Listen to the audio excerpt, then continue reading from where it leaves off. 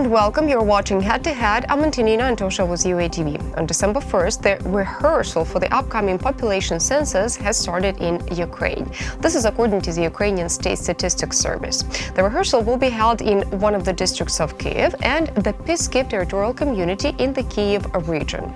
In total, it will last for 26 days. This is a preparatory stage for the All-Ukrainian population census due to be held in 2020. To talk more about the importance of this, we'll welcome to our studio today Pavlo Kutuev. He's a professor of sociology. Hello, and thank you for joining us. Hi, pleasure to be here. So, as I have already said, the rehearsal has already started. Yeah.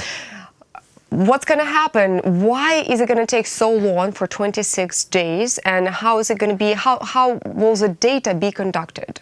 Well, it's been taking so long because Ukrainian government has more often than not been quite dysfunctional. And, U.S. Constitution stipulates that population census be conducted every 10 years. And this constitutional clause was introduced with an adoption of Constitution at the end of the 18th century. And since then, U.S. has conducted population censuses every 10 years with no interruptions, with no violations of this time period. In Ukraine, things seem to be quite different from United States. When was the last All-Ukrainian population census conducted? If I'm not wrong, it was 2001, so quite long ago. So 18 years ago. Exactly, and against the backdrop of dramatic fundamental social, economic and political changes, because we all know that there are very significant migration outflows from Ukraine, but nobody knows how many people have left Ukraine to live and mostly work abroad. There are different estimates, and count is in millions, but again, no one has exact figure. It's in the range from 2 to 3 million approximately, but again, since starting 2001. 2 to 3 million people approximately left Ukraine starting 2001. Well, currently living abroad, currently living and working overseas, because we don't know how many have left since that time. And the population has been on decline because of low birth rates and low life expectancy. So this kind of enforcing negative demographic trends. I think that the census is going to reveal a lot of interesting and exciting information. Sometimes it's not so exciting. Well, since the outflow is so drastic, if it is as drastic as you have just described, is there any chance to give any approximate information on what are the population numbers of Ukraine right now? Yeah, of course. Because we stopped at the number of, 38 million people, citizens of Ukraine. Approximately, how many of us Ukrainians live in Ukraine now? Well, sociologists and students of demography estimate the current population at around 40 million, plus minus 2 million people. Hopefully, not hopefully, we are pretty positive that the census will give us more exact data and more exact numbers. But again, population has been on decline. All right, what do you expect to receive? What kind of a result do you expect to receive from the rehearsal that's been carried out right now? Well, it's going to be a very useful procedure, but again, there is some sort of controversy because Minister for Cabinet of Ministers of Ukraine, Mr. Dubilet, has recently come up with an idea of conducting kind of alternative census, kind of electronic census, not traditional survey,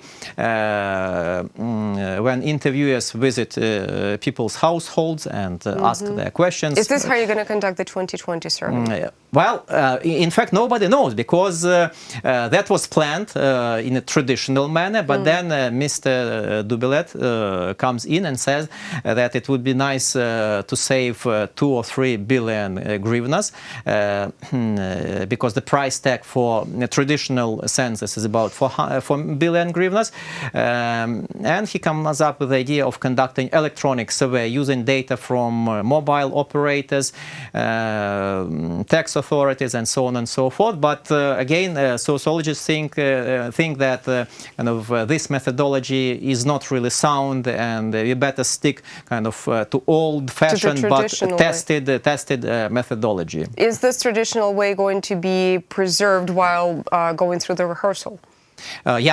Looks appears to be so, because that was planned, and statistical authorities are going to implement this project, rehearsal as you call it, and then we shall see which version of census will really be implemented next year. Mr. Dubilet's electronic one, or traditional survey methodology, or it's going to be a combination of both approaches. When will we see the results of the rehearsal? Are we going to see them at all? I think it will take up to several months to process all the data. How much time is it expected to be spent on doing an all-Ukrainian survey? It's up to couple of months. And then proceeding the result? And a couple of months for proceeding. Well, in fact, processing the whole amount of data can take much longer time, but we will have results on number of people living in Ukraine, age breakdown, regional breakdown, migration flows almost right away. Will the procedure also be conducted throughout the temporarily occupied territories in the annexed Crimea? No, it's impossible, because these territories are beyond Ukraine's governmental control, so it's impossible for a number of reasons, technically, legally, administratively. Well, the illegally annexed Crimea, it's clear here. What about the temporarily occupied territories? Without conducting the survey on those territories, could we be actually stating that it's going to be an all-Ukrainian census? Well, that's a legitimate question, but this is how it is. It's a huge policy issue and policy challenge for Ukraine, for the government, for policymakers, and of the lack of the reliable data on Ukrainian society, on Ukrainian demographic trends, even on the number of people living in Ukraine. We don't know exactly. So I don't think that we should wait for a long time before these territories are incorporated back into Ukraine's proper. Okay. It's time to act, and it's time to conduct this census. Why is it necessary to conduct the all-Ukrainian population census, besides the reasons you've just named, right? To know the total and exact number of citizens of Ukraine that currently live in the country, and also to evaluate the scale of the outflow of the people. Exactly. Well, also migration, right, between the territories in Ukraine. What else? Well, we will get reliable data on domestic migration, because again, we can come up with a hypothesis that rural population have been moving to bigger cities. So we'll have an idea how many people live in these big cities with population over 1 million persons. We will have a clear picture of how many people live, for example, in Kyiv, because again, official data differ dramatically from what sociologists and students of demography think. But when you deal with demography, thinking is not enough. You have to know for sure, because it's important for a wide array of social spending, investing into different types of infrastructure, like building schools, kindergartens, and so on and so forth. And without reliable data,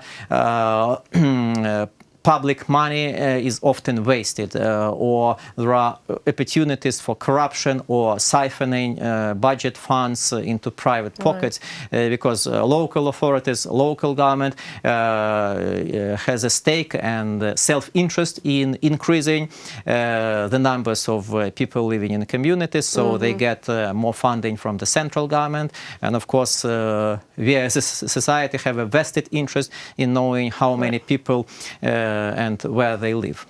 Well, we're all looking very much forward to the All-Ukrainian population census. Thank you so much for coming today to the studio. Pleasure. That was Pavlo Kutuev. He's the professor of sociology. Thank you so much for watching Head to Head. Stay tuned with UATV for more.